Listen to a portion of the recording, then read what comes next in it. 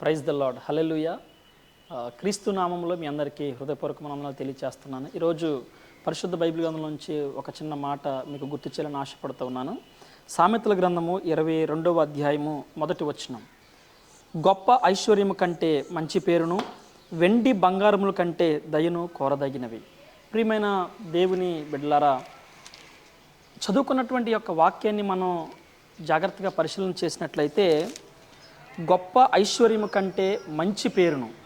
ఈ రోజున మానవులందరూ కూడా గొప్ప ఐశ్వర్యవంతులుగా మార్చబడాలి అని, డబ్బు సంపాదించాలి అని, ధనవంతులుగా పేరు ప్రఖ్యాతులు సాధించాలి అని, ఈ లోకంలో జీవించటానికి మంచి ఇల్లు, కారు, డబ్బు, బ్యాంక్ బ్యాలెన్స్, హోదా, ఉదయం లేచిన దగ్గర నుంచి రాత్రి వరకు మానవుని జీవితంలో రోజులు గడుస్తూ ఉన్నా, వారాలు గడుస్తున్నా, నెలలు గడుస్తున్నా, సంవత్సరాలు గడుస్తున్నా, ఇదే పరుగులో మన భారతదేశంలో ఉన్నటువంటి ప్రజలు మాత్రమే కాదు కానీ ప్రపంచవ్యాప్తంగా ఉన్నటువంటి దేశంలో ఉన్న ప్రజలందరూ కూడా, నువ్వు ఉద్యోగం చేస్తున్నా, వ్యాపారం చేస్తూ ఉన్నా, ఏ పని చేస్తూ ఉన్నా దేనికై అంటే డబ్బు సంపాదించడానికి.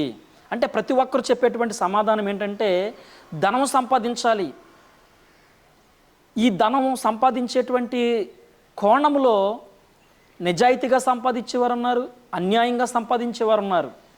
ఎలా సంపాదించిన బైబిల్ ఏం చెప్తా ఉందని మనం చూస్తే, గొప్ప ఐశ్వర్యం కంటే మంచి పేరు. నువ్వు మంచి పేరు కోసం ఆలోచన కలిగి ఉన్నావా, లేదంటే గొప్ప ఐశ్వర్యవంతుడిగా మార్చబడాలని నువ్వు ప్రయాసపడుతున్నావా? ఒకసారి ఆలోచన చేయాలి. అంటే వెండి బంగారముల కంటే దయ కోరదగినవి. ఈ రోజున దయను వదిలివేసి వెండి బంగారం, ఆస్తి అంతస్తులు, గొప్ప ధనం, ఐశ్వర్యం, వీటి మీదే మానవుడు దృష్టి పెట్టాడు. కానీ ఈ ప్రయాసలో మానవుడు తన అనేటువంటి భేదం లేకుండా సొంత అయిన వారిని మోసం చేస్తూ, కట్టుకున్న భర్తని భార్య మోసం చేస్తూ, భార్యని భర్త మోసం చేస్తూ, మరి బంధువులు, స్నేహితులు, రక్త సంబంధికులు, ఇలా ఏమీ తేడా లేకుండా ఈ కోణంలో మానవుడు ముందుకు వెళ్ళిపోతున్నాడు.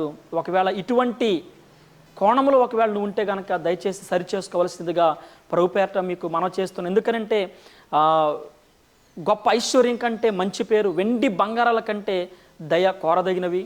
నీకు మంచి పేరు ఉండాలి, నువ్వు దయ కలిగి ఉండాలి. యేసుక్రీస్తు ప్రభు వారు మానవుల దయలో, దేవుని దయలో ఆయన వర్ధిల్లాడు. అదేవిధంగా నీవు కూడా మంచి పేరు కలిగి, దయ కలిగి జీవించి లోకానికి ఒక మాదిరికరమైనటువంటి జీవితాన్ని జీవించాలని సేవకుడిగా మనసారా హృదయపూర్వకంగా తెలియచేస్తూ మరి ఈ మాటలు ముగిస్తున్న దేవుని నామానికి మహిమ కలుగును గాక. ఆమెన్.